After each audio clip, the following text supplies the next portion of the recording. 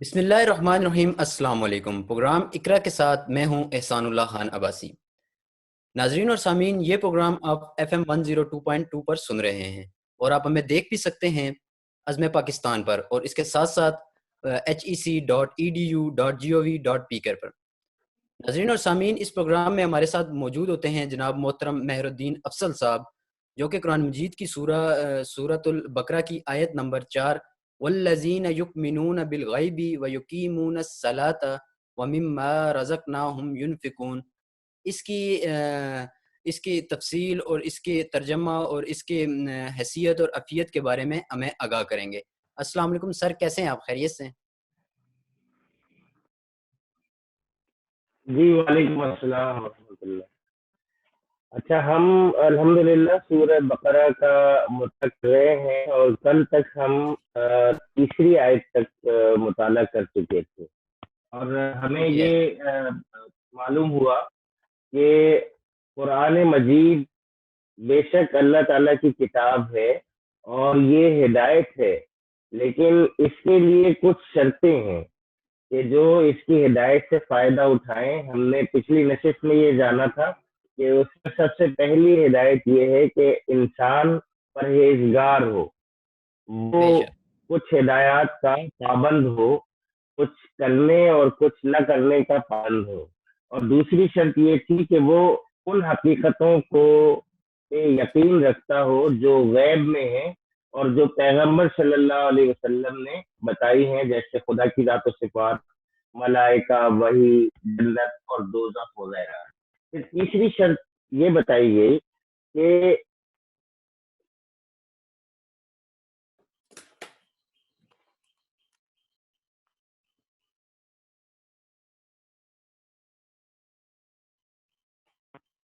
تیسری شرط یہ ہے کہ ایمان لا کر بیٹھ نہ جائے بلکہ عملی طور پر اطاعت کرے، اور جس کی عملی پہلی شکل نماز۔ اور اس کے بعد بتایا گیا کہ وہ خرچ کرنے والے ہوں، دل تنگ نہ ہو، زر پرست نہ ہو، پیسے کو بس سنبھال کر رکھنے والے نہ ہوں، اور ہر وہ مال جو اللہ تعالیٰ نے انہیں دیا ہے اس کو صرف اپنی ملک نہ سمجھے بلکہ اس پر جو دوسروں کے حقوق ہیں وہ بھی خرچ کریں۔ اب ہم اس سے آگے چلتے ہیں۔ ارشاد ہوا آیت نمبر 4 میں، اعوذ باللہ من الشیطان الرجیم، بسم اللہ الرحمن الرحیم، والذین یؤمنون بما انزل الیک وما انزل من قبلک وبالآخرۃ هم یوقنون، کہ وہ لوگ کہ جو اس کتاب سے فائدہ اٹھا سکتے ہیں، جو ہدایت حاصل کر سکتے ہیں، وہ ہیں جو کتاب محمد صلی اللہ علیہ وسلم پر نازل کی گئی یعنی قرآن، اور جو کتابیں محمد صلی اللہ علیہ وسلم سے پہلے نازل کی تھیں ان سب پر ایمان لاتے ہیں۔ اچھا، یہاں پہ 3 طرح کے لوگوں کو مستثنا کر دیا گیا ہے ہدایت سے، کہ جو ہدایت نہیں پا سکتے۔ سب سے پہلے وہ لوگ ہیں جو یہ سمجھتے ہیں کہ اللہ تبارک و تعالیٰ کی طرف سے کوئی ہدایت ملی نہیں، یا کوئی کسی ہدایت کی اللہ کی طرف سے ضرورت ہی نہیں۔ جو لوگ یہ یقین رکھتے ہیں، جو لوگ یہ خیال رکھتے ہیں، ظاہر ہے وہ اس ہدایت سے کس طرح سے ایمان لا سکتے ہیں، سے اس سے فائدہ اٹھا سکتے ہیں۔ دوسرے وہ لوگ ہیں جو یہ سمجھتے ہیں کہ ہدایت اللہ تعالیٰ براہ راست ہمیں جو خود ہدایت دے دے بس وہ دے دے، جو ہدایت اللہ تعالیٰ نے انسان کو پیدا کیا اور اس کے بعد اس کو، تو یہ قرآن مجید ان لوگوں کے لیے بھی ہدایت نہیں ہے جو وحی کو نہیں مانتے اور جو اس بات کو سمجھتے ہیں کہ اللہ نے انسان کو پیدا کیا اور ایک فطرت بنا کے اسے چھوڑ دیا، اب ہدایت کی ضرورت نہیں، اور ان لوگوں کو بھی نہیں مانتے۔ وہ لوگ بھی فائدہ نہیں اٹھا سکتے جو یہ کہتے ہیں کہ اللہ تعالیٰ نے بس ہمیں ہدایت دی ہے اور دوسروں کے ذریعے سے جو ہدایت ملی ہے اس کو نہیں مانتے۔ یعنی یہاں پہ جو ہے والذین یؤمنون بما انزل الیک وما انزل من قبلک، کہ جو کتاب تم پر نازل کی گئی ہے یعنی قرآن، اور جو تم سے پہلے کتابیں نازل کی گئی تھی، ان سب پر ایمان لاتے ہیں۔ تو ان سب پر ایمان ضروری ہے اس بات پر کہ انسان شروع دن سے آسمانی ہدایت وہی الہی کا محتاج رہا ہے، اور وہی الہی کے ذریعے سے اس کو ہدایت ملتی رہی ہے، اور وہ ہدایت ہمیشہ سے ایک ہدایت ہے، اور یہ تمام انبیاء جو ہیں وہ ایک ہی گروہ کے لوگ ہیں، اللہ تعالیٰ کے چنے ہوئے منتخب لوگ، انہوں نے اپنے اپنے دور میں خدمات انجام دی اور جو ہدایات دی وہ برسر حق تھی۔ تو ہم یہ ایمان رکھتے ہیں کہ جو بھی انبیاء تھے، رسول تھے، ان پر جو بھی کتاب نازل ہوئی، جو بھی ہدایت نازل ہوئی، اس سب پر ہم یقین رکھتے ہیں، اور ہمارے اندر کوئی تعصب نہیں ہے کہ وہ فلاں کے اوپر نازل ہوئی تھی یا وہ کسی اور دور کے اوپر نازل ہوئی تھی۔ تو ہم ان سب پر غیر متعصبانہ طور پر ان کو یہ مانتے ہیں کہ وہ سب اللہ ہی کی طرف سے تھیں اور ایک ہی سرچشمہ ہدایت کی جانب سے تھی۔ یہاں پہ یہ جب عملی اس کا اظہار اگر آپ تاریخ و سیرت سے دیکھیں تو ملتا ہے کہ جب حضور صلی اللہ علیہ وسلم نے نماز شروع کی تو اس وقت قبلہ بیت المقدس کی جانب تھا، اور مسلمانوں نے اسی طرف رخ کر کے نماز ادا کی۔ یہاں ایک بہت بڑا امتحان تھا اہل ایمان کے لیے، جو بیت اللہ شریف کعبۃ اللہ سے بے انتہا محبت اور عقیدت رکھتے تھے اور اسے اللہ کا گھر مانتے تھے، اور یقیناً وہ اللہ کا گھر تھا، لیکن چونکہ اللہ کا حکم یہ تھا کہ اس طرف رخ کر کے نماز پڑھو، تمہارا قبلہ وہ ہے، تو ایک عرصے تک، بلکہ مدینہ طیبہ میں جانے تک وہ قبلہ رہا، اور وہاں پہ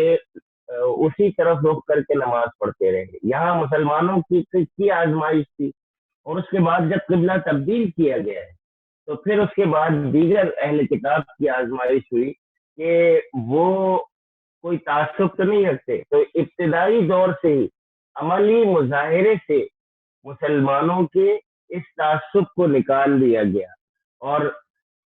بالکل تعصب سے پاک کر دیا گیا عملی طور پر بھی۔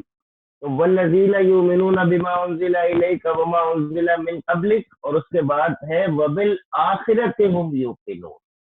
اور آخرت پر یقین رکھتے ہیں۔ یہاں وبالآخرۃ هم یؤمنون نہیں ہے، یعنی یہ کہ آخرت پر ایمان رکھتے ہیں، یہ بات بھی ہو سکتی تھی، یہ لفظ بھی ہو سکتا تھا، لیکن یہاں یقین کا لفظ آیا ہے، وبالآخرۃ هم یوقنون، اور یقیناً یہ لفظ اگر یہاں ایمان کے بجائے ایقان کا، یقین کا استعمال ہوا ہے تو اس کا مطلب یہ ہے کہ دل کے اندر گہرا یقین،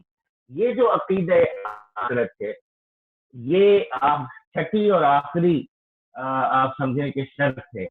کہ جو لوگ اس کتاب سے ہدایت حاصل کر سکتے ہیں، فائدہ اٹھا سکتے ہیں۔ لیکن آخرت صرف ایک لفظ نہیں ہے بلکہ ایک جامع اصطلاح ہے، جس میں جو عقائد شامل ہیں اس کی اگر میں تفصیل سے بتاؤں تو سب سے پہلی چیز اس میں یہ ہے کہ انسان اس دنیا میں غیر ذمہ دار نہیں، بلکہ اپنے تمام اعمال کے لیے خدا کے سامنے رسپانسبل ہے۔ انسان اررسپانسبل پیدا نہیں کیا گیا، بلکہ رسپانسبل ہے، اور رسپانسبلٹی کی جواب دہی، جو اکاؤنٹیبلٹی ہے، وہ اللہ کے حضور ہوگی۔ اور یہ دنیا کی کا جو موجودہ نظام یہ ابھی نہیں ہے، یہ عارضی ہے، بلکہ ایک وقت پر یہ ختم ہو جانے والا ہے جسے اللہ ہی جانتا ہے، اور جب وہ چاہے گا تو اس کا خاتمہ ہو جائے گا۔ تیسری بات، عالم کے خاتمے کے بعد خدا تعالی دوسرا عالم بنائے گا، اور اس میں پوری نوع انسانی کو جو بالکل ابتدا سے آغاز سے قیامت تک پیدا ہوئی تھی بیک وقت دوبارہ زندہ کرے گا، سب کو دوبارہ جمع کرے گا، اور پھر اس کے بعد ان کے اعمال کا حساب لیا جائے گا، اور ہر ایک کو اس کے عمل کا پورا پورا بدلہ دیا جائے گا. وَمَن يَعْمَلْ مِثْقَالَ ذَرَّةٍ خَيْرًا يَرَهُ وَمَن يَعْمَلْ مِثْقَالَ ذَرَّةٍ شَرًّا يَرَهُ. وہاں دیکھ لے گا ایک ذرے برابر بھی اگر کسی نے نیکی کی ہے تو اس کو بھی دیکھ لے گا, اور ایک ذرے برابر بھی کسی نے برائی کی ہے تو وہ اس کو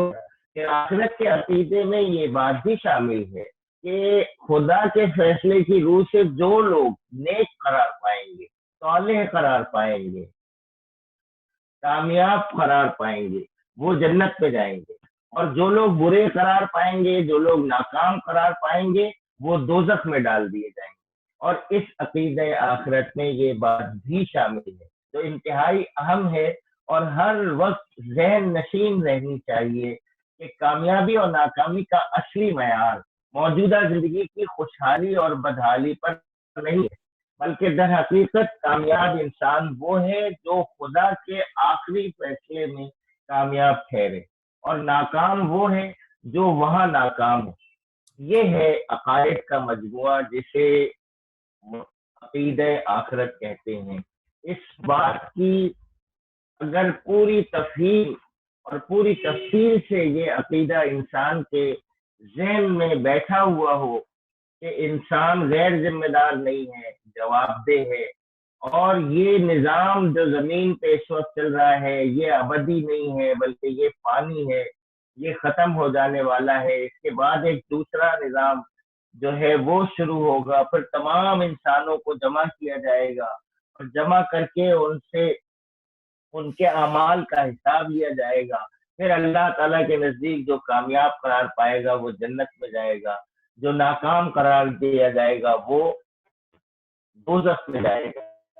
اور دنیا کی جو زندگی ہے یہاں پہ کسی کو بادشاہی ملی ہوئی ہے, یہاں پہ اگر کوئی عیش و عشرت کسی کو حاصل ہے,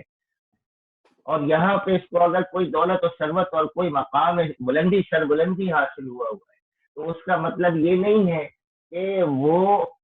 اللہ تعالیٰ اس سے خوش ہے. یا یہاں اگر کسی کو بیماری حاصل ہوئی ہے یا کسی کو تنگی ہے یا کوئی دبایا ہوا ہے, کوئی مظلوم ہے, کوئی پسا ہوا ہے, تو اس کا مطلب یہ نہیں ہے کہ اللہ تعالیٰ اس سے ناراض ہے. یہاں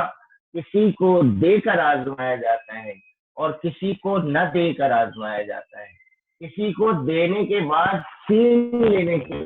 سے آزمایا جاتا ہے, اور کسی کو محرومیوں کے بعد اچانک پر پھاڑ کر دے دینے کے ذریعے سے آزمایا جاتا ہے. تو دنیا کی زندگی دراصل آزمائش کا ایک دورانیہ ہے, امتحان کا ایک دورانیہ ہے, اور اس کا پیپر آؤٹ ہو چکا ہے. سب کو معلوم ہے کہ اسے کیا کرنا ہے اور کیا نہیں کرنا. وہ پیپر کہاں ہے جو آؤٹ ہوا پیپر ہے, وہ اس کتاب میں موجود ہے, وہ پورا کا پورا اس کتاب میں موجود ہے. آپ اگر ترتیب سے چلیں تو سورہ فاتحہ میں ہم نے پڑھا, ہم نے دل سے دعا کی کہ یا اللہ ہمیں اہدنا الصراط المستقیم,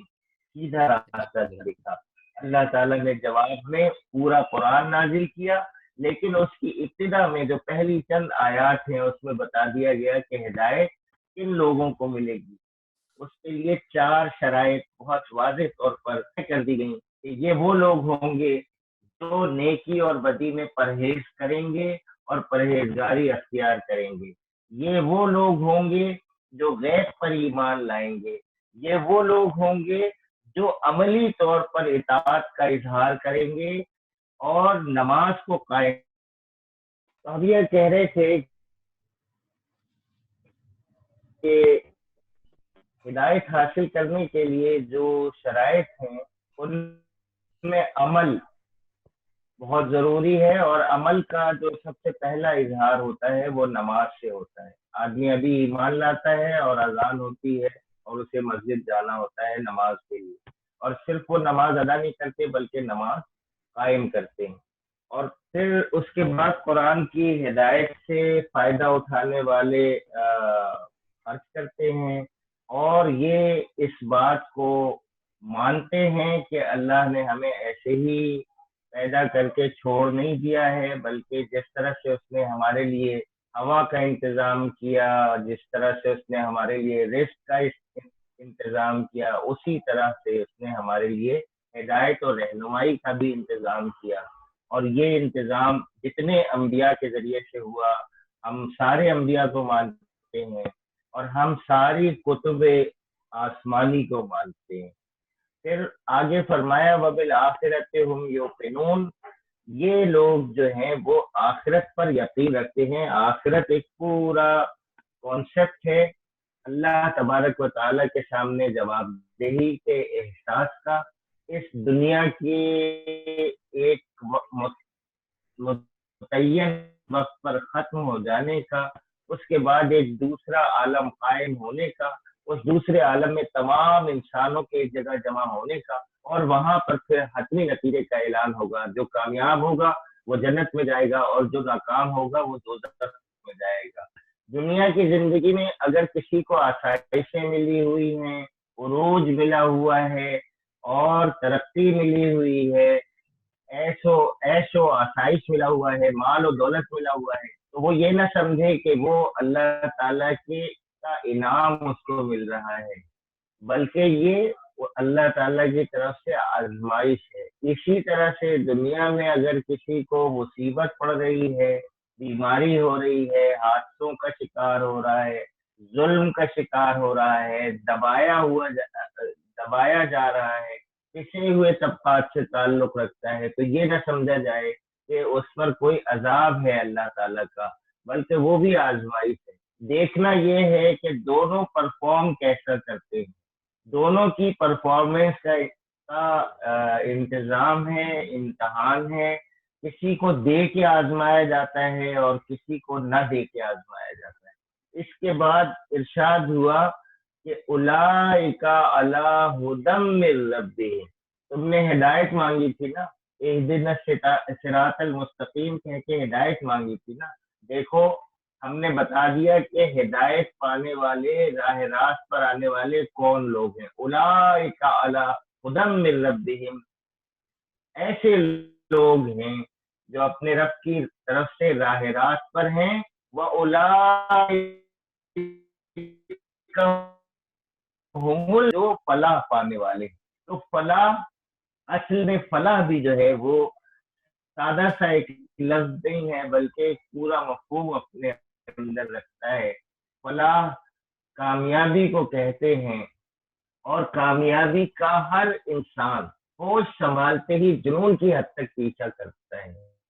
ایک بچہ ہے 3 سال کی عمر میں، جب وہ اسکول میں داخل ہو جاتا ہے تو کامیابی کا پیچھا کرنا شروع ہو جاتا ہے. بس امتحان ہوگا، کامیاب ہوں گا، اگلے درجے میں جاؤں گا، اس سے اگلے درجے میں جاؤں گا، اس سے اگلے درجے میں جاؤں گا،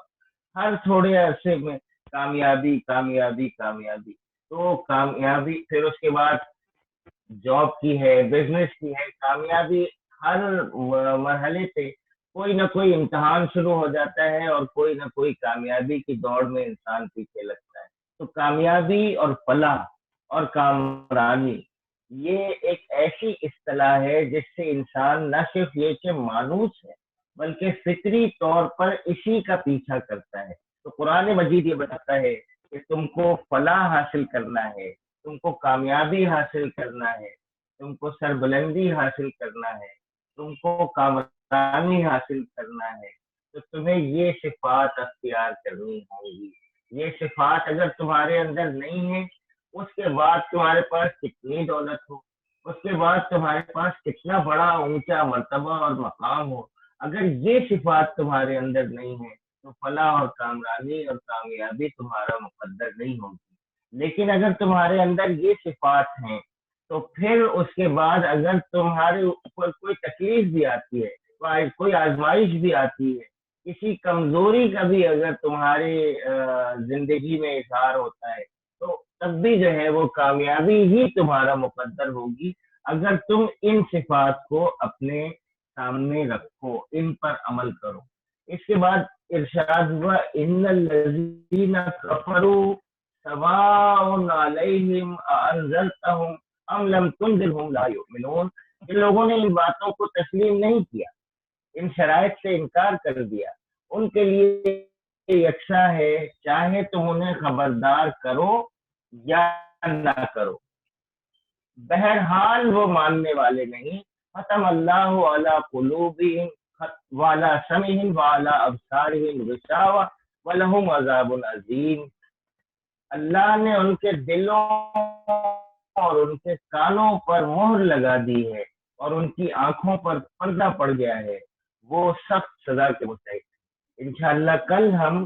اس موضوع کو ٹچ کریں گے، اس پہ تھوڑے سے کچھ اشارات بیان کریں گے کہ اللہ کا کسی کے دل اور کان پر مہر لگا دینے کا کیا مطلب ہے، وہ کون سی صفات ہوتی ہیں، وہ کون سی وجوہات ہوتی ہیں جن کی بنیاد پر کسی کے دل پر اور اس کے کانوں پر مہر لگا دی جائے۔